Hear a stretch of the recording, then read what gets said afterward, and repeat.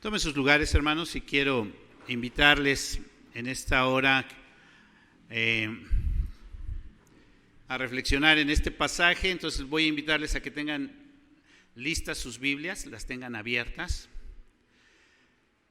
en el pasaje que tenemos. También quiero invitarles a reflexionar y a tener muy presentes que cuando hablamos sobre este tema, el tema que vamos a tratar el día de hoy, tenemos que considerar que cada uno de los creyentes, al venir ante la presencia del Señor, al venir y tener conocimiento, un conocimiento real de nuestro Dios y esa comunión que decimos tener cuando decimos, bueno, yo soy cristiano, cada uno somos un ministro, cada uno somos un sacerdote, cada uno somos un siervo de Dios. Y entonces esta meditación, esta invitación que vamos a tener el día de hoy va dirigida a cada uno de nosotros en ese sentido, como ministros y como siervos de Dios. Hemos estado hablando acerca de este profeta Jeremías y hemos venido revisando varios capítulos. La semana pasada terminábamos con el capítulo 17 y veíamos esa figura que también se parece mucho a la del Salmo 1, y será como árbol plantado junto a arroyos de agua, que da su fruto a su tiempo y su hoja no cae, ¿verdad? Y veíamos que cuando buscamos a Dios, cuando queremos agradar a Dios, las cosas que hacemos van a prosperar. A partir del capítulo 18 vamos a ver algunos aspectos del ministerio de Jeremías, cómo Dios le manda a hacer algunas cosas, ver algunas cosas y cómo Jeremías va cumpliendo con ellas. Si quieren abrir sus Biblias, ahí en el capítulo 18, estamos en Jeremías, y Dios manda a Jeremías a ir al taller del alfarero, ¿no? Y ahí Jeremías ve cómo están trabajando una pieza y se echa a perder esa pieza, y dice que el alfarero destruye la vasija y la volvió a hacer según le pareció mejor hacerla. Es la palabra que usa ahí, según le pareció mejor hacerla. Y entonces pregunta a Dios, ¿no podré hacer con vosotros como este alfarero, oh casa de Israel?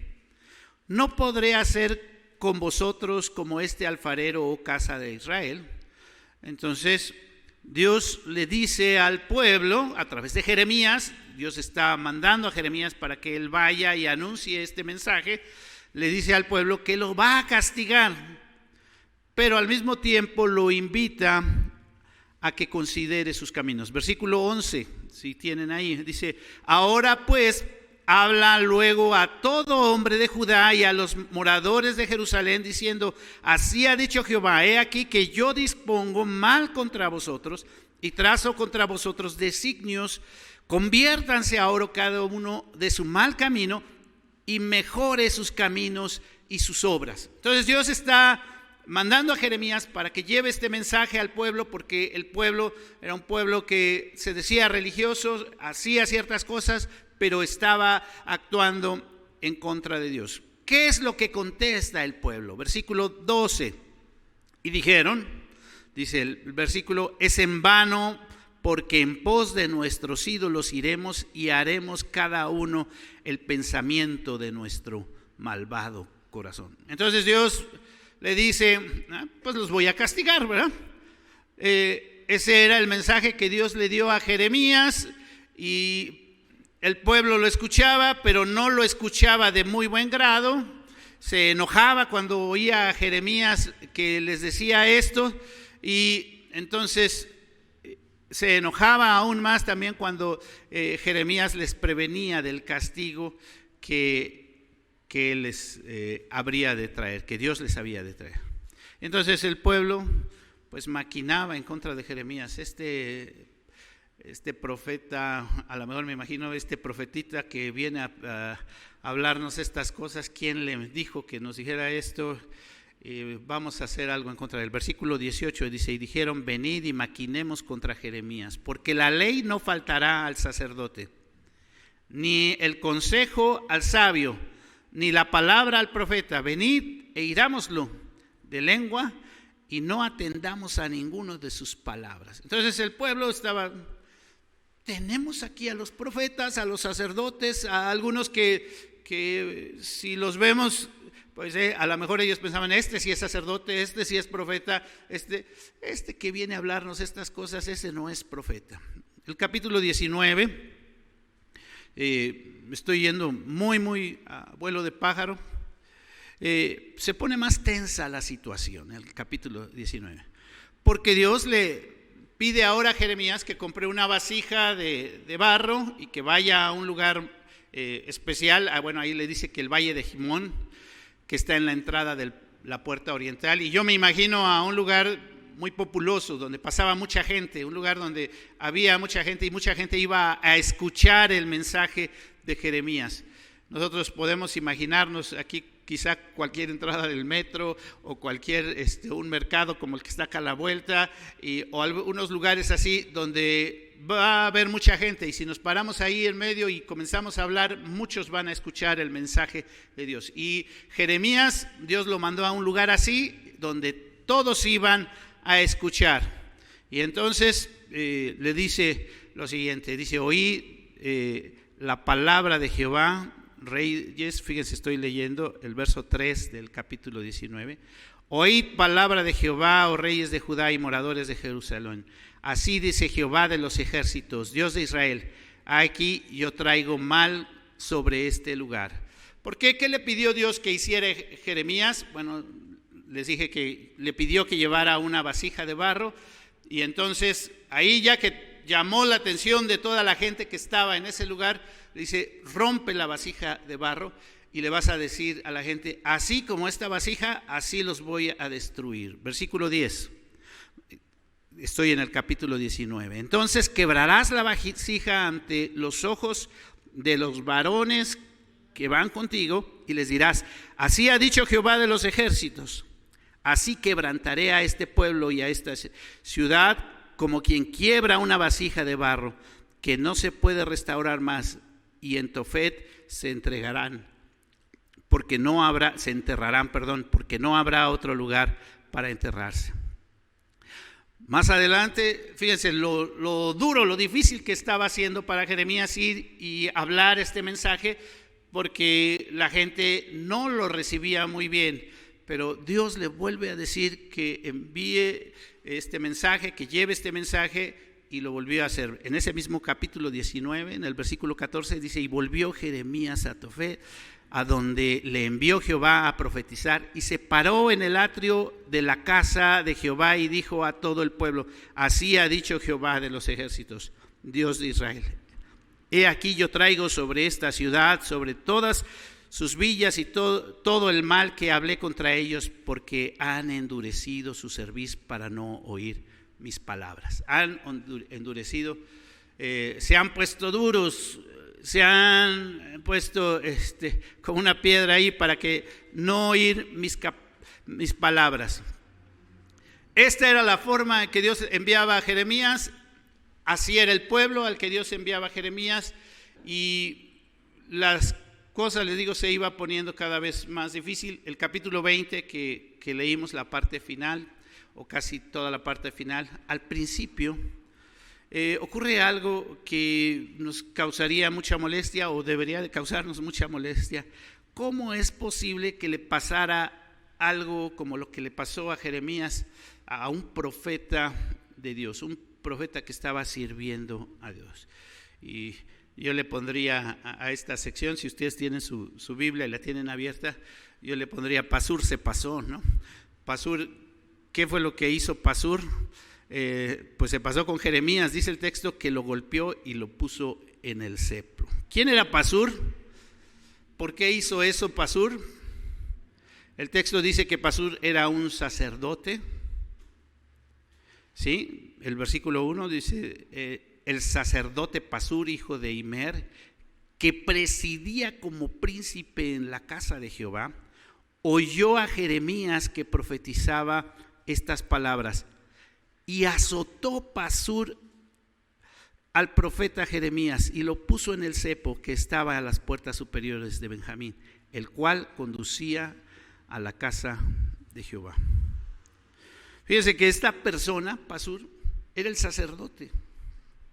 Era el que debería de conocer la ley. Era quien debía de instruir al pueblo en hacer las cosas conforme a lo que Dios pide. Y muy contrariamente al profeta de Dios, quien él debería de haber reconocido que el mensaje que traía este profeta de Dios venía de Dios, lo ofende, lo transgrede, lo humilla delante de toda la gente. Y esta persona, a lo mejor, bueno, cuando leemos el último versículo del capítulo anterior, que ya lo leí, que dice que endurecían su cerviz el pueblo, esta persona diría, este es el sacerdote. Probablemente sus vestiduras, probablemente su presencia, probablemente la forma en que les hablaba, la gente lo veía, es el sacerdote, a él lo tenemos que respetar. Y probablemente veían a Jeremías, este pobrecito profeta, si él siendo el sacerdote lo trata así, pues imagínense toda la gente burlándose de él. Fíjense la forma en que pensaban entonces los sacerdotes y lo que decía. Lo que decía seguramente al pueblo, este está loco, ¿no? Este está loco. ¿Cómo es posible que Dios nos vaya a castigar si somos el pueblo de Dios? Nada más porque hacemos unas que otras cositas malas tal vez, o porque queremos llevarnos bien pues con los demás. Nosotros tenemos que ser, hoy dicen open mind, ¿no? Tenemos que ser mente abierta y pues saber que hay algunas cosas que pues debemos de estar dispuestos a ceder o a hacer. Y ya me los imagino hasta citando probablemente algunos pasajes de la Biblia, ¿no? Diciéndoles, nosotros somos el pueblo de Dios y Él ha prometido en su palabra que nos va a bendecir. Nosotros somos el pueblo de Dios y de ninguna manera tendremos o nos va a pasar lo que está diciendo este loquito Jeremías. ¿Sí se dan cuenta? Es en ese momento en que Pasur golpea a Jeremías, lo pone en el cepo y toda la gente aprobaba lo que decía Pasur. Toda la gente veía a Pasur como la autoridad. ¿A quién le iban a creer? ¿A Pasur o a Jeremías? Es aquí donde debemos de poner atención. ¿A quién ve el pueblo como ministro de Dios? ¿Quién era realmente el ministro de Dios? Nuestro tema es ministros de Dios. ¿Cuáles son los estándares que tenemos nosotros para ver que alguien es un ministro de Dios? ¿Cómo vemos hoy que alguien es un siervo de Dios? ¿Cómo evaluamos el ministerio de alguien? Como decimos, este es ministro de Dios porque actúa de esta manera. ¿Y qué pide Dios? Por eso es el tema de hoy, ministros de Dios. Lo primero, ¿qué es ser un ministro? ¿Qué es ser un ministro de Dios? La palabra ministro literalmente quiere decir el que sirve. Repito, un ministro es un servidor. A veces nos gusta maquillar las palabras o nos gusta usar palabras que nos parecen pues un poquito más, que no se oiga tan feo, ¿verdad? Ahora que estamos hablando sobre la hermenéutica y la interpretación, algunos hermanos han estado tomando esta clase, vemos como en la escritura hay algunas palabras que nos ayudan a suavizar las cosas, ¿no? Y a veces hoy día esta palabra de ministro, cuando la escuchamos en nuestro contexto, en nuestra sociedad, pensamos en alguien de una posición alta, elevada, una autoridad. Pero la palabra ministro lo que quiere decir es un siervo. Hoy lo escuchamos cuando dicen también es un servidor público, ¿no? Y, es la autoridad, pero es un siervo. ¿Cómo son los ministros en el mundo? Y nosotros podríamos decir, bueno, son personas que buscan su provecho, que buscan su beneficio. ¿Y cómo debe ser el ministerio entre nosotros como cristianos, como creyentes? Creo que el Señor Jesús fue muy claro con sus discípulos, porque los discípulos estaban buscando sobre tener una posición, tener un estatus, aún entre los mismos discípulos. Recordemos cuando dos de ellos, su mamá fue y le dijo, ahora Señor, sé bueno con mis hijitos, ¿no? Uno ponlo a la derecha y otro ponlo a la izquierda. Y entonces hubo ahí, primero el Señor Jesús les contesta y le dice, eso no me toca a mí. Pero hubo cierta molestia por todos los demás discípulos al oír esto. ¿Cómo que él le va a tocar ser los meros, ¿no? Porque eso es a veces lo que se está buscando, el tener la autoridad, el tener el poder, el tener la situación, no en tener el servicio. Y dice allá en Mateo, Mateo capítulo 20, el Señor Jesús les dice a sus discípulos, el versículo 25, Mateo 20, 25. Entonces Jesús llamándolos dijo, ¿sabéis que los gobernantes de las naciones se enseñorean de ellas y los que son grandes ejercen sobre ellas potestad? Esa es la forma en que la sociedad ve a los ministros, es la forma en que la sociedad ve a los que gobiernan, y los que gobiernan quieren estar ahí en esos puestos porque lo que les gusta es tener ese poder, esa autoridad. Eso es lo que les está diciendo el Señor Jesús a sus discípulos. Pero ¿qué es lo que les expresa? Dice, mas entre vosotros no debe ser así, sino que el que quiera hacerse grande entre vosotros será vuestro servidor, y el que quiera ser el primero entre vosotros será vuestro siervo. Como el Hijo del Hombre no vino para ser servido, sino para servir y para dar su vida en rescate, ¿qué? Por muchos. La palabra de Dios de muchas formas nos enseña que es lo que nosotros nos toca hacer. Nosotros nos toca servir.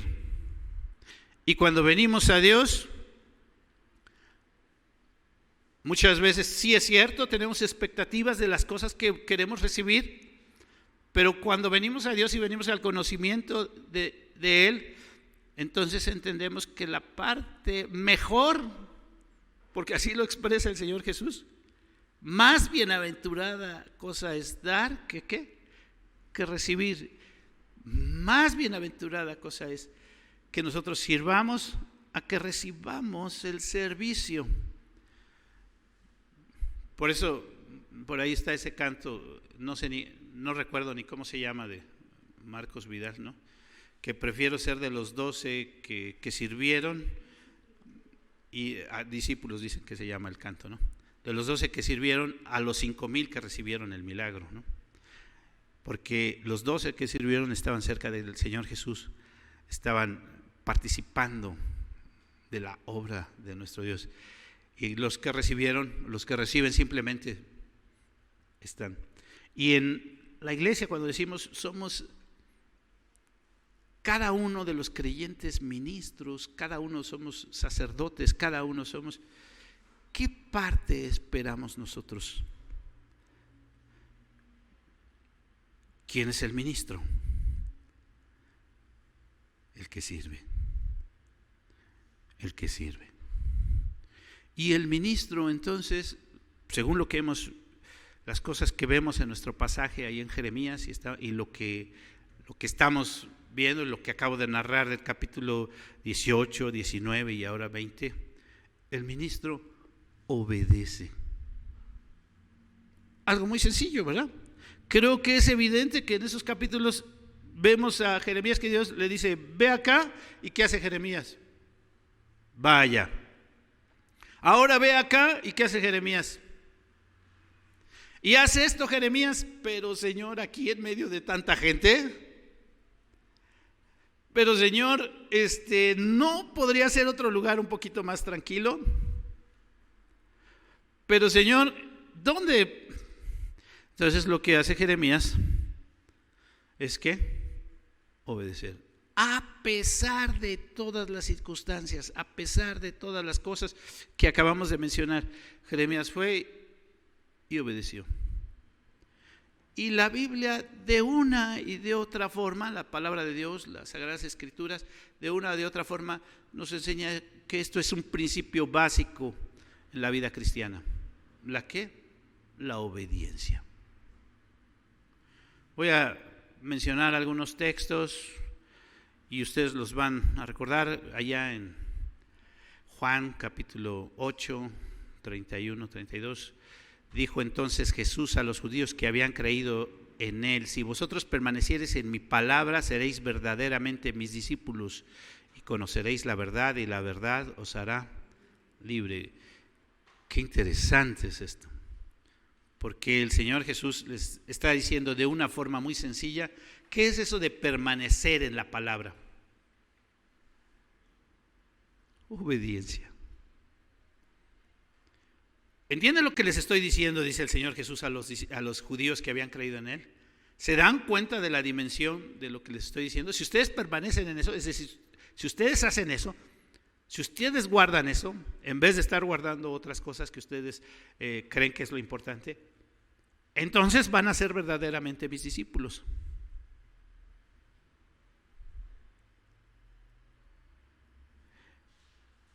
Al final del Sermón del Monte, la conclusión, la aplicación, la he mencionado muchas veces, los dos cimientos.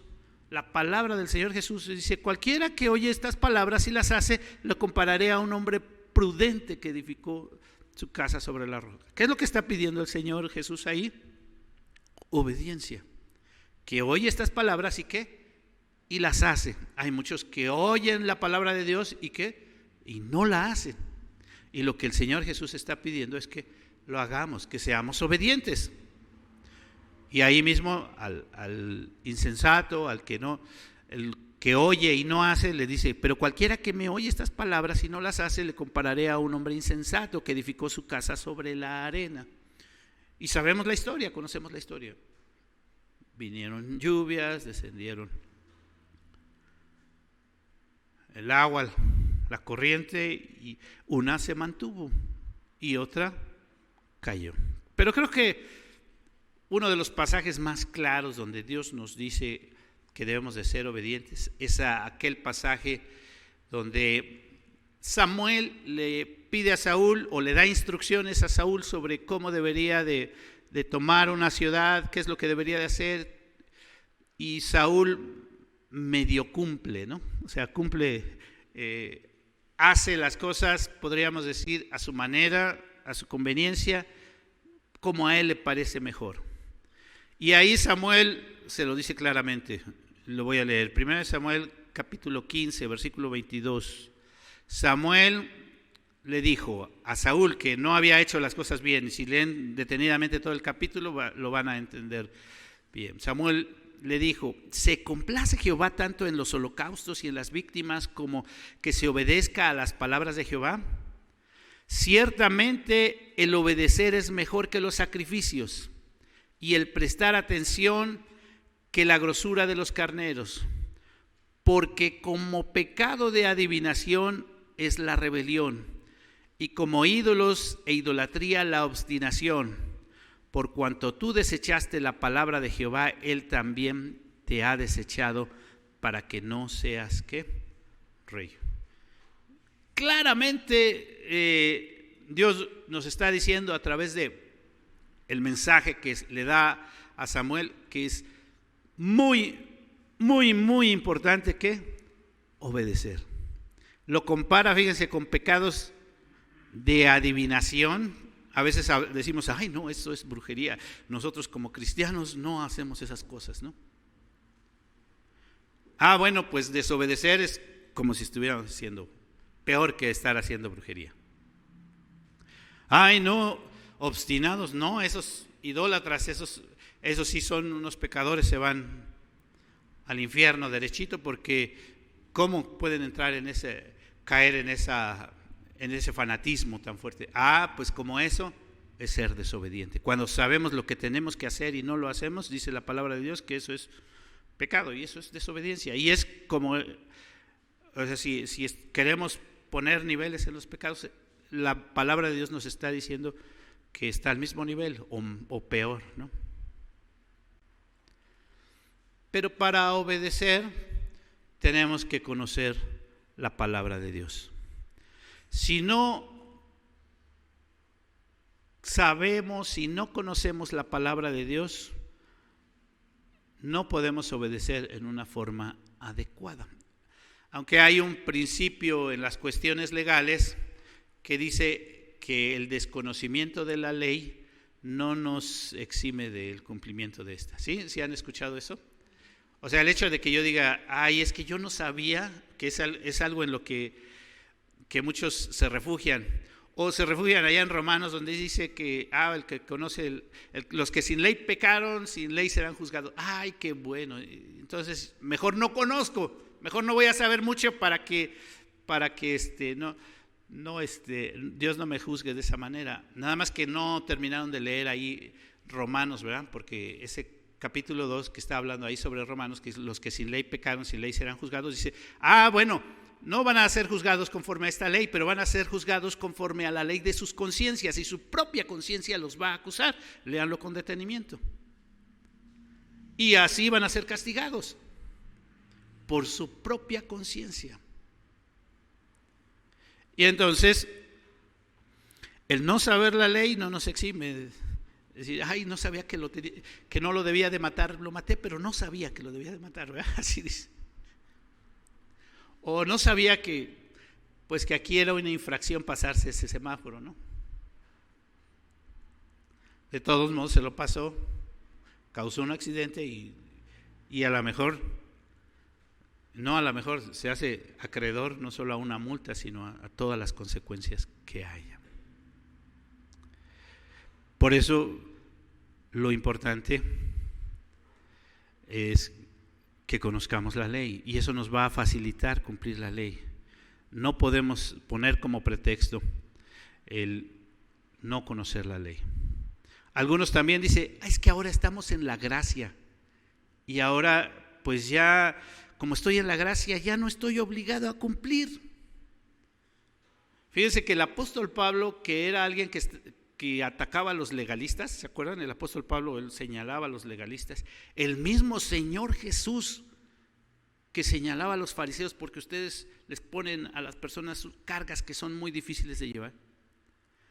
El apóstol Pablo, allá en Romanos, Gálatas también, hace mucho énfasis en este aspecto de cumplir la ley. Es decir, como creyentes no nos salvamos por cumplir la ley, pero como creyentes recibimos el beneficio cuando cumplimos la ley. Y lo he mencionado recientemente, el Señor Jesús, Él dice, no vine a abrogar la ley, vine a cumplirla. Y no solo eso, sino que le sube de nivel en todos los aspectos.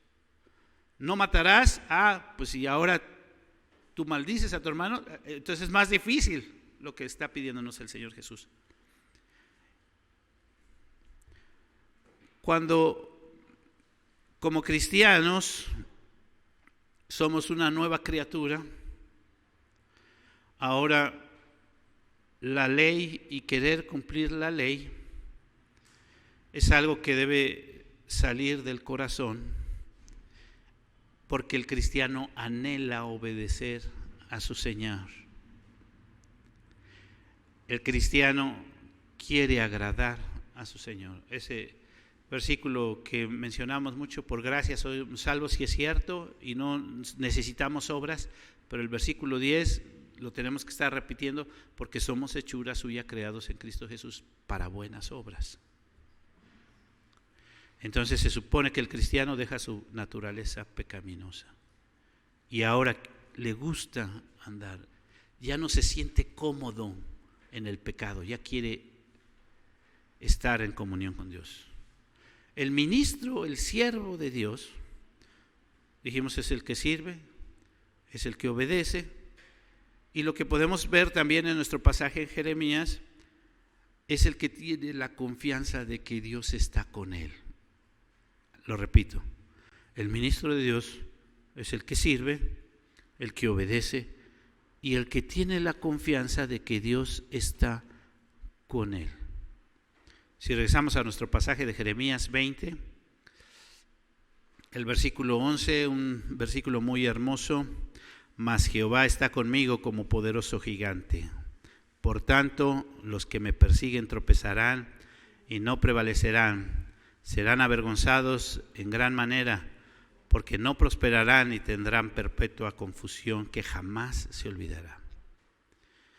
Aunque aquí, al reflexionar sobre esto, el momento, el contexto y lo que está diciendo Jeremías, la pregunta es: ¿y cómo puedo saber que Dios está conmigo? ¿Cómo podemos saber que Dios está con nosotros en lo que estamos haciendo? A lo mejor rápidamente contestaríamos: bueno, cuando hacemos las cosas conforme a la voluntad de Dios, conforme a lo que Él pide, conforme a lo que Él nos dice en su palabra. Así que debemos de poner mucha atención en no caer en el error de lo que decía el pueblo de Israel en aquel momento. ¿Se acuerdan qué era lo que decía el pueblo de Israel? Somos los hijos de Dios, somos el pueblo de Dios, podemos hacer lo que queramos. ¿Qué pensaba el pueblo de Israel? Dios está con nosotros, y si Dios es con nosotros, ¿quién contra nosotros? ¿Sí se dan cuenta de lo difícil a veces que puede resultar ser? Bueno, ¿y cómo sé que Dios está conmigo? Jeremías decía: Dios está conmigo como poderoso gigante. Y el pueblo de Israel decía: Dios está conmigo porque soy el pueblo de Dios. Pero decimos que podemos saber si Dios está con nosotros cuando hacemos conforme a su voluntad, como Jeremías. Pero ¿cómo sé que estoy haciendo su voluntad? Solo lo sé si estoy en una constante comunicación con Dios. Si no estoy en una constante comunicación con Dios, no lo sabemos. Nos va a pasar lo que a Pasur, y nos va a pasar lo que a toda la gente, que confiamos en las personas, que confiamos en el sacerdote, que confiamos en el profeta, porque no hemos nosotros mantenido una relación constante con Dios. Si nos conformamos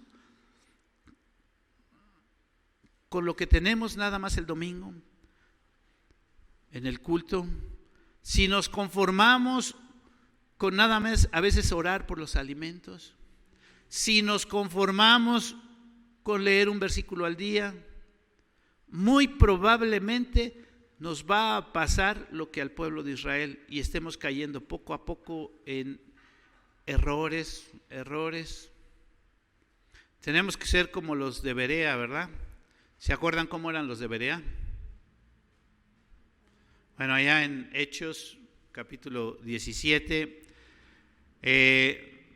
narra la palabra de Dios que el apóstol Pablo iba visitando diferentes iglesias, Tesalónica primero y después llega a Berea. Y fíjense lo que dice sobre cómo eran los de Berea, versículo 11, capítulo 17 del libro de los Hechos. Y estos eran más nobles que los que estaban en Tesalónica, pues recibieron la palabra con toda solicitud, escudriñando cada día las escrituras para ver si estas cosas eran así. ¿Qué quiere decir esto? Fíjense quién les iba a predicar, quién les predicaba. El apóstol Pablo era el predicador. Pero ellos no se quedaban y decían: vino un predicador del extranjero y nos trajo la palabra, y ¡ay, qué poderoso! Ya escuchamos la palabra. Dice la escritura que ellos iban a sus casas y ¿qué hacían? Escudriñaban, es decir, estudiaban, investigaban, ponían atención y decían: a ver si es cierto que esto es así. Nosotros como creyentes tenemos que ser a lo mejor muy inquisitivos en ese sentido, y tenemos que poner mucha atención si lo que estamos escuchando es realmente la palabra de Dios, o si estamos oyendo nada más melodías bonitas en el oído que nos endulzan para escuchar lo que a nosotros nos gusta. Y entonces aquí me parece que es muy importante que nosotros veamos sobre lo correcto y lo incorrecto. El pueblo de Israel se equivocaba en decir: nosotros somos el pueblo de Dios y no nos va a pasar nada. ¿Sí? Y la semana pasada hablábamos del falso orgullo del pueblo de Dios, pero cómo ese falso orgullo estaba cimentando en que realmente ellos no conocían la ley de Dios, sino que lo que les recibían y venían, les decían, lo hacían. Aprobaban diferentes prácticas poco a poco. Yo no pienso que de un día a otro llegaron y pusieron un altar a Baal o a Acera en el templo, porque dice la Biblia que los altares estaban dentro del templo, en los atrios, imagínense. Yo creo que fue algo muy poquito a poco. Un día, ay, ¿qué creen? Que tengo un amigo que es muy buena onda. ¿Y cómo le gusta esto? A lo mejor nosotros deberíamos de hacer algo así. Ah, pues tráelo, a ver, yo creo que no tiene nada de malo, pues vamos a hacerlo.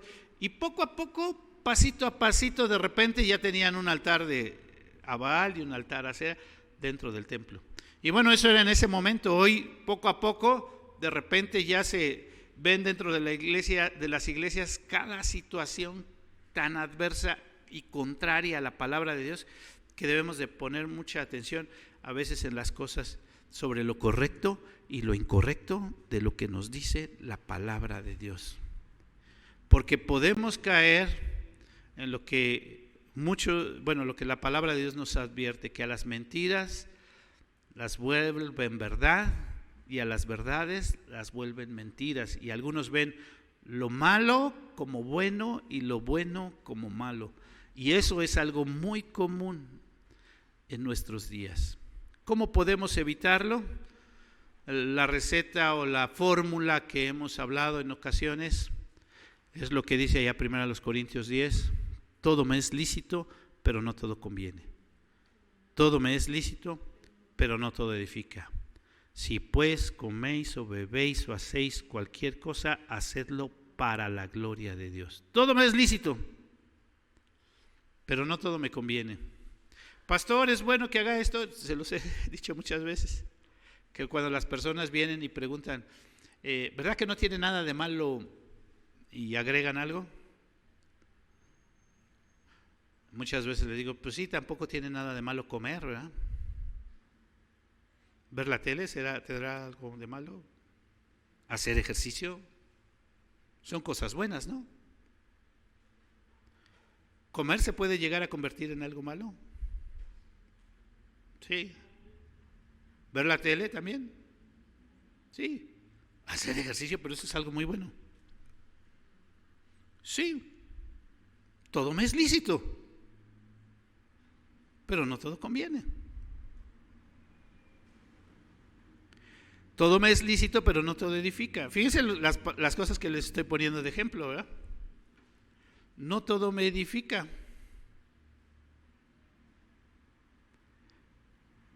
Esto que voy a hacer es para mi bien, para mi provecho, va a ser algo que me va a hacer crecer. Y ahí tú puedes contestar sí o no.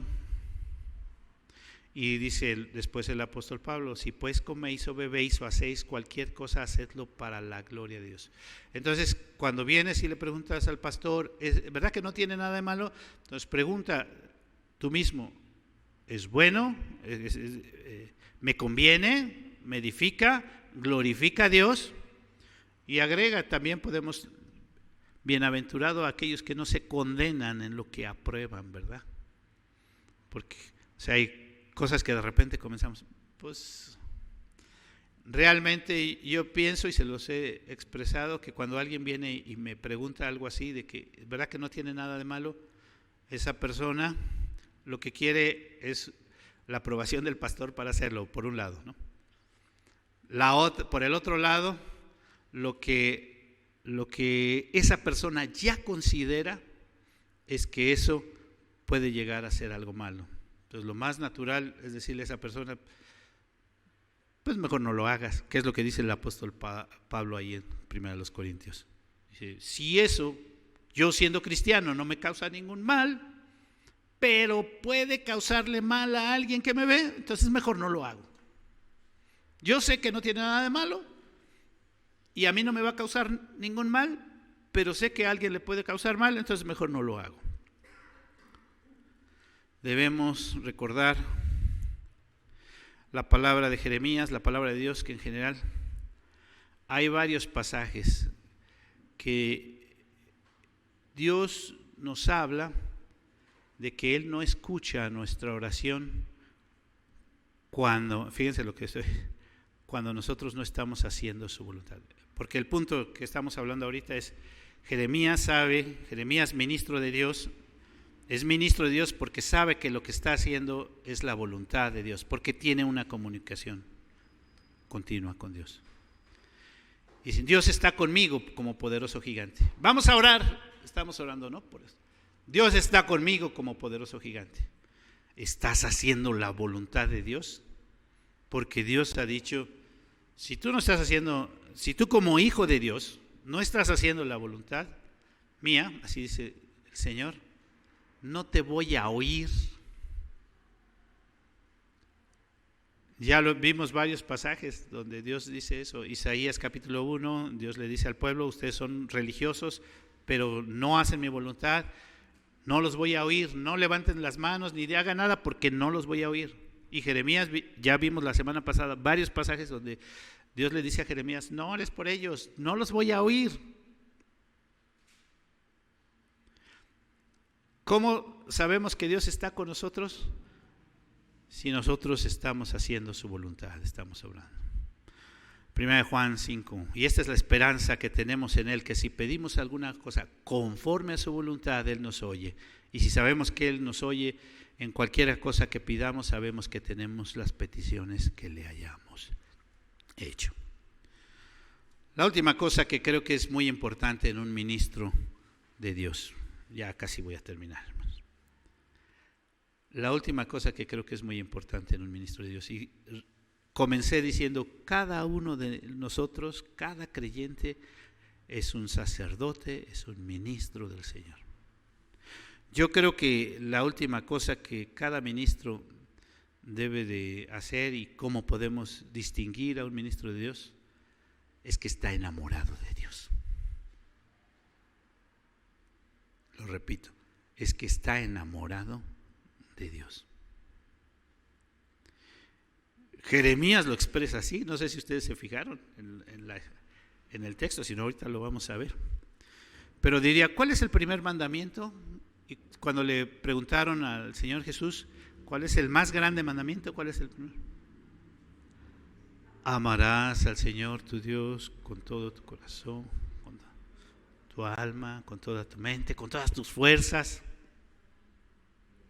Ese es el primer, y si el segundo es muy semejante a ese, a tu prójimo como a ti mismo.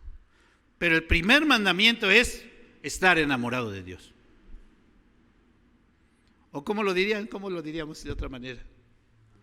¿Cómo lo dijo Jeremías? Creo que este pasaje es uno de los más conmovedores de la Escritura. Versículo 7, vean cómo se lo dice Jeremías. Todo lo que Dios lo llevó a hacer, todo lo que hizo Jeremías, todo lo que pasó con este Sapur que lo golpeó y todo. ¿Y qué le dice Jeremías? Versículo 7. Me sedujiste, oh Jehová, y fui seducido, más fuerte fuiste que yo, y me venciste. Cada día he sido escarnecido, cada cual se burla de mí. Porque cuantas veces hablo, doy voces y grito violencia y destrucción, porque la palabra de Jehová ha sido para afrenta y escarnio cada día. ¿Y qué dijo Jeremías? Versículo 9. No me acordaré más de él, ni hablaré más de su nombre. No obstante que había en mi corazón un fuego ardiente metido en mis huesos. Traté de sufrirlo y no pude. ¿Qué le está diciendo Jeremías a Dios? ¿Y qué es lo que nosotros podemos ver ahí? ¿Estaba enamorado Jeremías? Me sedujiste. Fuiste más fuerte que yo. Había en mi corazón un fuego. Aunque se burlaban, aunque me decían, aunque yo había dicho no más. ¿Se han visto a las personas enamoradas así? No, ya no voy a hacer. Pero ahora sí. Había en mi corazón como un fuego ardiente metido en mis huesos. ¿Por qué lo hacía Jeremías? ¿Por qué hacía todo lo que hacía Jeremías? Bueno, Dios lo llamó, sí, pero dice ahí, me sedujiste. ¿Por qué lo hacía Jeremías? Y entonces cuando estamos hablando del ministro de Dios, vemos la gran diferencia, ¿no? ¿Por qué hacemos las cosas nosotros? ¿Qué es lo que esperamos? ¿Cuál es nuestra motivación? ¿Para qué? ¿Esperaba él algo? ¿Qué esperas tú? ¿Qué espero yo? Creo que algo que distingue al ministro de Dios realmente es estar enamorado de Dios. ¿Cuál es la invitación en esta hora? A lo mejor sería así muy sencilla. La invitación en esta hora sería enamorarnos de Dios, estar enamorados de Dios. Cuando estamos enamorados, servimos. Si no vean a un muchacho que está enamorado y que la novia le hace así con los ojitos y las mamás dicen, si aquí en la casa no se lo comía y allá se come todo. Aquí no quiere levantar ni un plato, pero allá lavó toda la vajilla.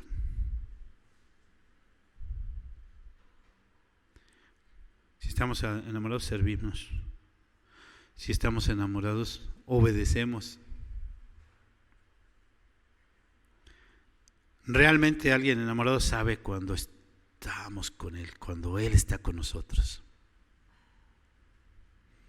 Cuando estamos enamorados, las cosas las hacemos por amor. ¿Se acuerdan que la semana pasada hablamos sobre cómo la obligación a veces es carga y decíamos, pero hay obligaciones que se hacen en amor? Y estuvimos hablando un poco. Y si es una carga, si te pesa, te molesta, te es gravoso. Pero alguien enamorado, ahí va.